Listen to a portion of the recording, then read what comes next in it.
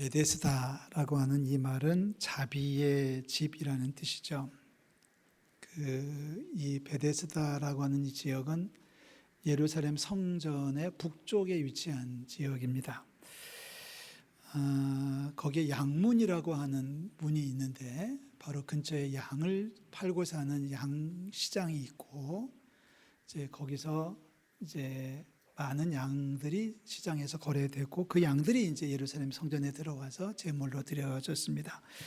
연못이 두 개가 있다고 해서 쌍둥이 연못이라고도 불렸던 것인데요. 오랜 세월 동안에 폐허로 남아 있었습니다. 그러다가 한 100여 년 전에 우연치 않게 이 베데스다 연못이 발굴이 됐어요. 그래서 이제 그 모습을 추정해 보니까 이런 사진으로 만들어낼 수 있습니다. 저 사진은 이제 좀 저기 보면 굉장히 깨끗하게 그려져 있고 잘 정돈된 사진인데 저 연못 중심으로 해서 이제 많은 병자들이 걷지 못하는 자, 혈기 마른 자, 여러 병자들이 오갈 데 없는 병자들이 거기서 이제 기거를 하고 있었다. 아마 거기에 기거하고 있으면서 가까운 성문에 가서 성전에 출입하는 사람들한테 혹은 양떼 시장에 가가지고 거기에 가서 이제 시장 사람들에게 구걸을 하면서 거기서 살고 있었던 것으로 추정하고 있습니다. 저게 이제 하나의 복원된 모습이지만 저기에 병자들이 많이 있을 것 같지 않은 모습이죠. 최근에 찍힌 사진은 이렇게 바뀌어져 있습니다. 완전히 폐허처럼 되어 있는데 잘 보시면 저 밑으로 쭉 지하 한 2, 3층으로 내려가서 보시면 거기에 연못이 두 개가 있어요. 우리 대중 사우나에 가면은 이렇게 물 받아놓고 이렇게 몸 담그는 그 정도의 크기, 전체적인 크기라고 해봤자 저희 예배당에 반도 채 되지 않는 작은 공간이 바로 베데스다 자비의 집입니다. 자, 거기에 많은 병자들이 있었다라고 성경은 이야기를 하고 있어요. 그러니 그 병자들이 거기서 뭘 했겠습니까? 거기서 소망이 있다면 죽는 것밖에 없는데 그래도 한 가닥 전해져 내려오는 전설 같은 이야기는 가끔씩 천사가 내려와서 거기 연못이 물이 움직일 때가 있는데 그때 누구든지 먼저 들어가면 무슨 병이든지 고침을 받는다. 이 한 가닥 소망을 가지고 거기에 아마도 수십 명의 병자들이 살고 있었을 것입니다. 실제로 천사가 내려와서 물이 움직였는지 그래서 병이 나았는지는 기록이 없으니까 모르겠습니다. 실제로 그런 일이 있었는지는 전혀 기록이 없고요. 그래도 그 소망을 가지고서 이제 사람들은 베데스다 연못 주변에 몰려 있습니다. 가보신 분들이 더러 계십니다만은 지금도 가보면 들어가는 입구에 이렇게 마치 그 폐허에 막혀져 있는 쇠창살이 이렇게 막혀져 있어요. 쇠문으로 이렇게 창살로 되어 있는 것이 있는데 이게 무슨 유적지 같지 않습니다. 그냥 폐허 같은데 거기를 소리 지르면 밑에서 관리인이 나와가지고 자물통을 열어서 주면 그 밑으로 한 2, 3층 내려가면 이제 저 공간이 있어서 근데 지금도 솔직히 들어가고 싶지는 않습니다. 이렇게 지금도 깨끗하지 않아요. 바로 위에서는 안악내가 빨래하고 있고요. 지금도 그런 공간이에요. 그래서 거기에 환자들이 많이 있었다. 여러분 한번 그림을 한번 그려보시죠. 그 오래된 환자들이 고침을 받을 수 없는 환자들이 고질병 환자들이 거기서 구걸하면서 그래도 조금 움직일 수 있는 사람은 거기를 나와가지고 시장으로 와서 성문 앞에 와서 이제 구걸해가지고 먹을 것이라도 좀 받아가면 갖고 들어가서 친구들하고 나눠 먹든지 거기서 그렇게 살아가니 냄새는 어떻겠고 또 그 배설물은 또 어떻게 처리했겠으며 빨래는 또 목욕은 또 어떻게 했겠습니까? 아무것도 없이 죽어가고 어쩌면 추측한다면 아침에 일어나 보면은 옆에 있던 사람이 죽어 있는 모습을 볼 거예요. 그러면 이제 며칠 만에 관리인들이 와가지고 시신을 내어가고 소독을 하고 그러면서 이제 베데스다 연못이 운영이 됐었습니다. 결정적인 위험은 뭐냐면은 병에 감염되는 거죠. 무슨 병인지도 모르는데 병에 감염될 수 있는 상황입니다. 그러니까 아무도 거기에 들어가는 사람이 없어요. 거길 누가 왜 가겠습니까? 병자들만 득실거리고 있고 노숙자들이고 거지들이고 아무런 위생시설도 없는 그곳에 누가 들어가겠습니까? 아무도 들어가려고 하지 않겠죠. 버림받은 곳이고 거기서 산다는 것은 그렇게 인생이 끝난다는 얘기예요. 그런데 오늘 5장에서 놀라운 이야기를 우리에게 선포합니다. 예수님께서 베데스다에 가셨다는 거예요. 할렐루야. 이게 정말 대단한 사건입니다. 거기를 왜 그 지저분한 데를, 거기 병자들이 득실거리는 데를, 거기 죽음의 장소를 왜 가셨을까?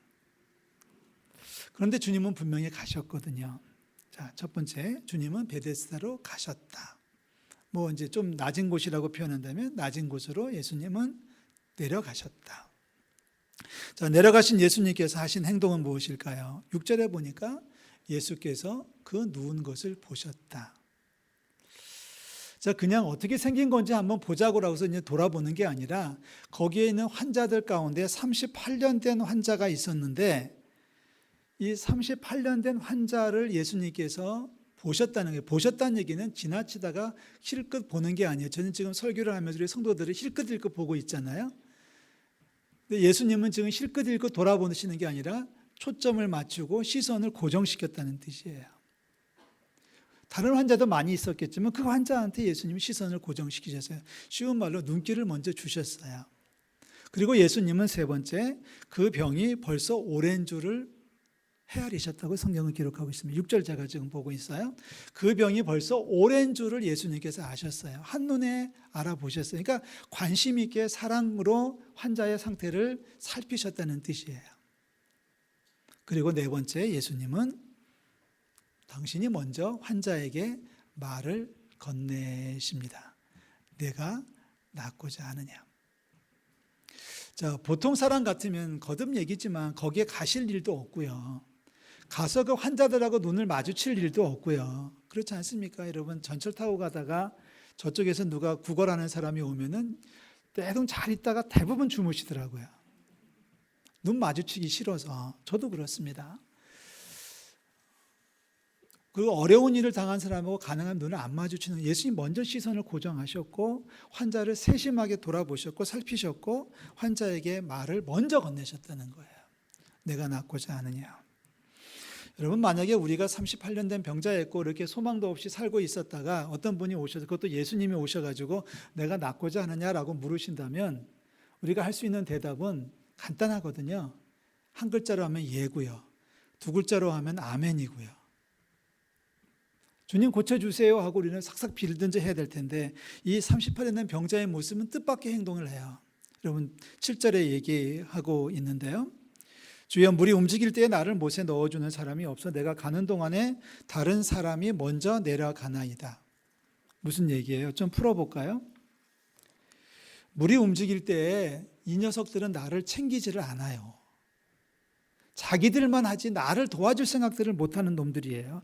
나를 도와주는 녀석이 하나도 없거든요. 내가 어떻게든 가보려고 하면 상황은 이미 끝나버린 상태입니다. 그래서 그렇게 나는 38년을 살아왔어요. 절망이죠. 절규죠. 낙심하고 낭망하고 있는 전형적인 모습입니다. 지금 아직 자기 앞에 서 있는 분이 예수님이라는 사실을 모르고 있는 것 같아요. 내가 낫고자 하느냐 그러면 우리 같으면 아멘 하고 빨리 고쳐주세요 라고 했을 텐데 이 사람은 지금 엉뚱한 얘기 넋두리만 하고 있는 거예요. 지금 제가요 38년 됐는데요. 물이 동할 때 내가 어떻게 좀 해보려고 하면은 얘네들은 지네들만 가지 나를 거들떠 보지도 않고요. 그래서 38년 동안 저는 아무것도 못했어요. 이 말을 들으신 예수님은 어떻게 반응하셔야 됐을까요? 사실 예수님께서 원하셨던 대답은 아닙니다. 얼마 전에 이제 그런 일이 있었는데요. 저희 새벽기도 마치고 제 방에 있으면은 가끔씩 이렇게 문을 두드리는 분들이 계셔요. 그분들의 레퍼토리는 거의 동일합니다. 3일 동안 아무것도 못 먹었다. 1번. 아니면 방금 교도소에서 나왔는데 집에까지 갈 차비가 없다. 집이 어디냐 물으면 대부분 저 남쪽 바다예요. 경기도권이 아무도 없어요. 그래서 차비를 요청하거나 먹을 것을 요청하거나 그다음에 먹을 것을 살 수 있는 돈을 요구하거나 이렇습니다. 문을 열고 들어와요. 그러면 제가 이렇게 쳐다보죠. 쳐다보면서 뭐 도움이 필요하세요? 그러면은 뭐라고 해야 돼요? 빨리 돈 달라고 해야 될 거 아니에요. 먹을 거 달라고 하면 되잖아요. 근데 어떤 사람이 와가지고 예를 들어서 어떤 사람이 와가지고 거기서 자기 넋두리 합니다. 나는요 옛날에 결혼했다가 뭐 어떻게 돼가지고 하고 뭐 누구 사업하다가 속아가지고 다 띠끼고 뭐 이런 얘기하면 제가 뭐 받아요? 상처는 아니고 열받죠. 열받죠. 네가 하고 싶은 말이지 자기 넋두리를 지금 하고 있는 거예요. 그럼 저 같아도 화가 나거든요. 아니 당신 지금 나한테 뭘 원하는 거냐? 당신이 사업하다 망했든 결혼했다 실패했든 이런 걸 얘기가 아니라 지금 나한테 원하는 게 뭐냐? 나 지금 하나님 말씀 보이고 설교 준비하는데 날 방해하지 말고 막 이렇게 저는 화가 날 것 같아요. 그게 열받는 거예요. 예수님은 똑같거든요. 내가 낫고자 하느냐 그랬으면 환자 입장에서는 아멘 하든지 주님이 고쳐주실 줄을 믿습니다 하든지 뭐가 좀 이런 대화가 나야 되는데 계속 자기 넋두리만 하고 있어요. 그런데요, 예수님은 사랑이십니다. 할렐루야. 화를 내지 않으셔요. 열받지 않으셔요. 넉넉한 마음이셔요. 8절에 이렇게 얘기하셔요. 그 말을 들으시면서 예수님께서 하시는 말씀이 예수께서 이르시되 일어나 내 자리를 들고 걸어가라. 참 예수님은 사랑이셔요. 하나님은 사랑이십니다. 할렐루야. 그 상황에서도 예수님은 당신이 하고 싶은 일을 하고 계시는 거예요. 야, 이 사람아, 내가 당신한테 낫고자 하냐고 물었잖아. 그러면 내가 당신 병을 고쳐줘. 말어. 빨리 얘기해. 이렇게 다그치지 않으셨어요. 그냥 그래 내 자리를 들고 걸어가라. 자, 우리 주님은 사랑이십니다. 자, 그 높으신 분이 하늘 보좌를 버리시고 인간의 모습을 입고 이 땅에 내려오셨잖아요. 그리고 우리를 찾아오셨잖아요. 베데스다에 오셨고 환자를 찾아오셨고 환자에게 눈을 맞추셨고 환자의 상태를 헤아리셨고 환자에게 먼저 말을 건네시고 환자가 엉뚱한 얘기를 해도 뭐라고 하지 않아 하시고 치유를 선포하시는 하나님, 그 아들 예수 그리스도, 저와 여러분들의 구주신 줄로 믿습니다. 자, 이 사람이 지금 잘해서 되는 게 아니에요. 여러분 잘 들으셔야 돼요. 이 사람이 뭔가 공로가 있거나 뭔가 자격이 있거나 뭔가 업적이 있거나 아니면 믿음을 제대로 고백했거나 아니면 말을 제대로 했거나가 아니라 여전히 문제하고 여전히 상처 입은 사람, 여전히 아프고 여전히 힘들어하고 있는 사람입니다. 그럼에도 불구하고 예수님은 그 사람을 사랑하셨어요. 이게 복음이에요. 오늘 종교개혁주일이에요. 벌써 500년이 넘었습니다만 이 종교개혁주일에 우리가 늘 얘기하고 우리가 기독교 복음 진리죠. 우리 복음의 진리죠. 하나님이 우리를 찾아오셨다는 거예요.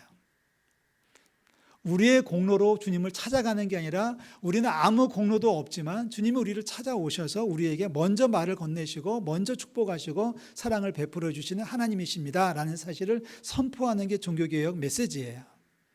이것을 조금 더 신학적으로 표현하면은 오직 믿음으로, 구원은 오직 은혜로, 할렐루야, 구원은 오직 은혜로 받는 거다, 구원은 오직 믿음으로 받는 거다라고 하는 걸 선포하고 시작한 것이 종교개혁 운동이고 거기에 이제 줄기를 따라가지고 저희 교회까지 온 거예요.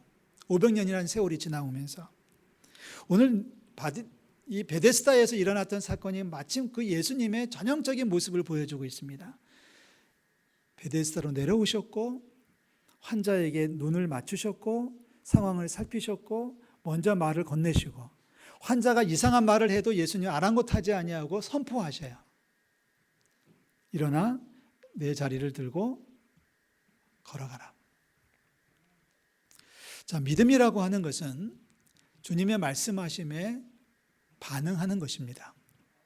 주님이 말씀하시는데 엉뚱하게 반응하든지 주님의 말씀하시는데 순종하지 않으면 믿음이 아니에요. 주님이 말씀하실 때 아멘하고 주님의 말씀에 따라가는 것이 믿음이에요. 자, 이 베데스다에서 만난 38년 된 병자가 믿음이 있다 없다를 떠나서 아직까지 이 사람은 믿음을 고백하지도 않았습니다. 고쳐달라고 하는 말도 하지 않았지만 주님은 이 사람에게 치유를 선포하셔요. 그런데요, 이 사람이 드디어 반응합니다. 여러분 9절 말씀 보세요. 그 사람이 곧 나와서 자리를 들고 걸어가니라. 할렐루야. 자리를 들고 걸어갔다. 예수님께서 뭐라고 말씀하셨어요? 일어나 자리를 들고 걸어가라고 하셨고 이 병자는 일어나 자리를 들고 걸어갔어요. 만약에 예수님께서 야 당신 말이지 내가 당신을 고쳐주겠으니 내 말을 믿느냐 묻지도 않으셨잖아요. 그냥 말씀하셔요. 일어나세요. 자리를 들고 가세요. 걸어가세요 라고 말씀했을 때 이 환자는 그대로 하는 거예요. 거기서 이 환자가 이상한 말을 했으면 믿음이 아니겠죠. 당신이 뭔데 나한테 가라 마라 하냐. 이렇게 말했으면 믿음이 아니겠죠. 당신이 내 병을 고쳐준다고 설마 38년 동안이나 병을 못 고쳤는데 라고 했으면 기적은 일어나지도 않았을 거예요. 일어나 자리를 들고 걸어가라 하시니 일어나 자리를 들고 걸어갔습니다. 이 믿음이에요. 아프리카 어떤 선교사가 집안 마당에서 일을 하던 중에 이제 10살도 채 되지 않은 아들이 이제 아빠 따라서 나왔다가 이제 마당 끝부분에 있는 숲속으로 조금 들어갔어요. 나무가 좀 많이 있는데 거기까지 이제 가서 아이는 이제 혼자 놀고 있는데 아빠가 막 일을 하다 보니까는 문제가 생겼어요. 그래서 선교사 아빠가 아들한테 얘기합니다. 야, 빨리 와. 뒤돌아보지 말고 엉금엉금 기어서 빨리 나와. 이 말을 들은 아들이 무슨 영문인지도 모르지만 아빠가 그렇게 말씀하시니까 아빠의 말씀에 순종해서 나왔습니다. 그래서 이제 아빠 옆으로 와가지고 아빠 품에 안겨서 보니까 아빠가 얘기하는 거죠. 자, 저기 네가 놀고 있던 나무 보이지? 그 나무에 지금 이만한 독사가 한 마리가 또아리를 들고 있었어.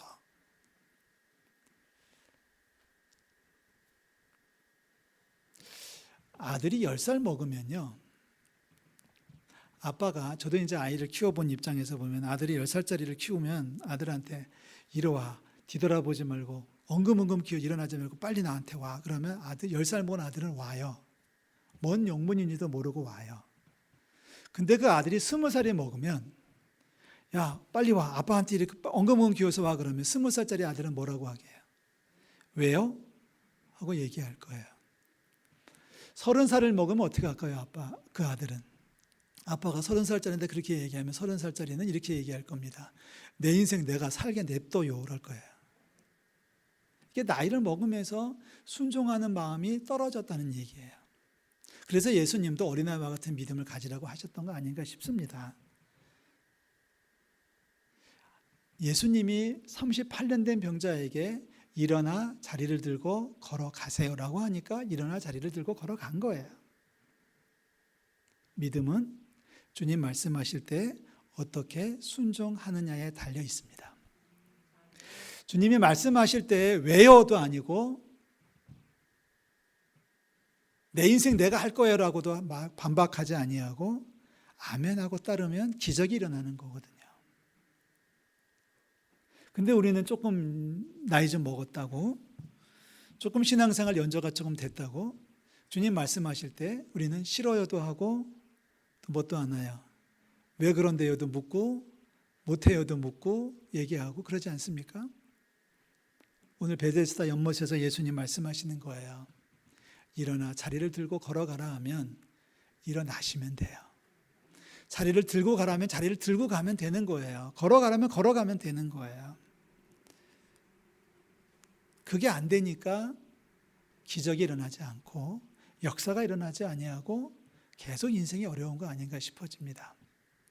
주님 말씀에 믿음으로 순종하는 우리 모든 성도들 되시기를 주의 이름으로 축원합니다. 이 사람의 꿈이 뭐였냐고요. 거기 베데스다에 와 있는 환자들의 대부분의 꿈은 병 고침도 있지만 병 고친 다음에 꿈이 있다면 그것은 성전에 들어가는 거예요. 몸이 아프거나 몸에 불구가 있는 사람은 성전에 못 들어가거든요. 그러니까 그 앞에서 구걸하면서 지나가는 사람들에게 돈을 달라고 요청하면서 늘 꿈이 있다면 나도 저 안에 들어가서 하나님 앞에 예배하고 싶다는 꿈을 가지고 있는 거예요. 이 38년 된 병자도 마찬가지였을 거라고 우리가 봅니다. 그런데 정말 아름다운 결론은 이거예요. 여러분 14절 보세요.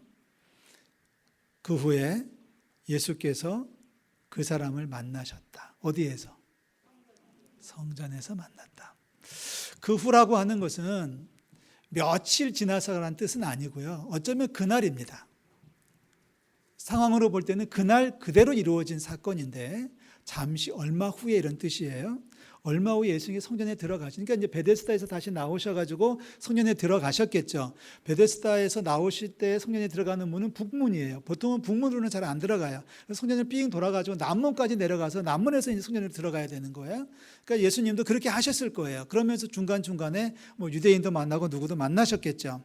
근데 예수님은 이제 곧바로 이 38에 된 병자를 고친 다음에 예수님도 쭉 돌아가지고 성전으로 입장하셨단 말이죠. 이 사람 역시 가고 싶은 것도 많고 하고 싶은 일도 많고 처리해야 될 일도 많았지만 다른 데를 가지 아니하고 성전으로 들어온 거예요. 이 사람의 믿음이 성장하고 있는 모습을 우리는 볼 수 있습니다. 예수님을 만날 곳은 성전이에요. 주님이 우리가 약할 때, 우리가 허물이 있었을 때 우리에게 찾아오셔서 구원의 축복을 주셨다면 이제 우리가 주님을 만나는 장소는 성전이라는 얘기를 다시 한번 강조합니다. 성전 출입을 자주 하시는 우리 성도들 되시기를 바라고요. 여러분의 가정을 성소화 만드는 우리 성도들 되시기를 주의 이름으로 축원합니다. 맨날 싸우면 성소가 아니겠죠? 맨날 불평만 하고 있으면 성소가 아니겠죠? 뭐 집에 가보니 막 그릇이 날아다니고 휴지가 날아다니면 거기는 하나님의 성전이 될 수 없을 겁니다. 뭔 말하는지 이해가 안 되시나요? 아시죠? 감사가 있고 가정에서 예배가 있고 가정에서 기도가 있고 말씀이 있으면 거기가 성전이에요. 성전을 자주 출입한다. 우리의 머무는 곳을 성전으로 만든다. 거기서 우리 주님과 만나는 역사가 이루어질 줄로 믿습니다. 믿음이라고 하는 것은 주님이 말씀하실 때 어떻게 순종하느냐에 달려 있다라고 말씀드렸습니다. 주님 말씀하실 때 지체하지 아니하고 머뭇거리지 아니하고 민첩하게 주의 말씀에 아멘하고 순종하면 믿음이 있는 거고요. 미적거리고 뒤로 미루고 머뭇거리고 순종하지 않는다면 믿음이 없는 거겠죠. 우리가 믿음이 있어서 주님이 우리를 찾아오신 거 아니에요. 거듭 얘기하지만 우리가 무슨 자랑거리에서 주님 우리를 찾아오신 거 절대 아니에요. 아직도 죄인이었을 때에 주님께서 우리를 대신해서 십자가에 달려 죽기까지 하셨단 말이에요. 내가 뭘 잘해서 주님이 나를 위해 죽으신 게 아니라 아직 죄인이었을 때에 주님 우리를 위해 죽으셨어요. 그리고 주님 우리에게 말씀하셔요. 이제는 내 말대로 순종하여 살라. 이제부터가 중요한 거예요. 하늘 보좌를 버리시고 이 땅에 내려오신 주님, 이제 우리에게 말씀하십니다. 일어나 내 자리를 들고 걸어가라. 단어 하나 안 틀리네요. 일어나 나아서 자리를 들고 걸어가라. 나아서 자리를 들고 걸어갔다. 우리 베데스다에서 임하시는 주님, 오늘 설교 제목을 자비로 임하시는 이라고 잡았는데 이 자비라는 말에는 두 가지 생각을 했었어요. 하나는 베데스다가 자비잖아요. 그러니까 베데스다에 임하시는 주님이라는 뜻도 되고 또 사랑으로 임하시는 주님이 뜻도 됩니다. 여러분의 가정을, 여러분의 처소를 베데스다로 만드는, 자비의 집으로 만드는 우리 모든 성도들 되시기를 주의 이름으로 축원합니다. 기도하겠습니다. 하나님 아버지, 은혜와 사랑을 감사를 드립니다. 여전히 병들어 있고 여전히 문제가 있고 여전히 죄 가운데 빠져 있는 저희들, 그래도 주님 저희들을 사랑하셔서 먼저 찾아주시고 먼저 눈을 맞춰주시고 먼저 입을 열어 말을 건네주시는 주님의 그 신사랑에 감사를 드립니다. 우리가 잘해서가 아니고 주님이 사랑하시기 때문에 이를 여기까지 인도해 주셨는데 이제는 주의 뜻대로 살게 도와주시고 주님 영광 드러내는 우리 모든 성도들 될 수 있도록 주여 역사하여 주시옵소서. 베데스다에 임하셨던 주여, 오늘 우리의 심령에 오시옵소서. 우리의 가정에 오시옵소서. 우리의 삶의 현장에 오시옵소서. 우리 가운데 오셔서 우리를 다스려 주시고 주의 말씀으로 회복되게 하시고 사랑으로 승리할 수 있도록 우리를 지켜 인도하여 주시옵소서. 주의 말씀하심에 순종하여 나아갑니다. 주님 말씀대로 살기를 다짐합니다. 주여 역사하시고 하나님의 사랑으로 하나님의 능력으로 채워 주시옵소서. 예수 그리스도의 이름으로 기도하옵나이다. 아멘.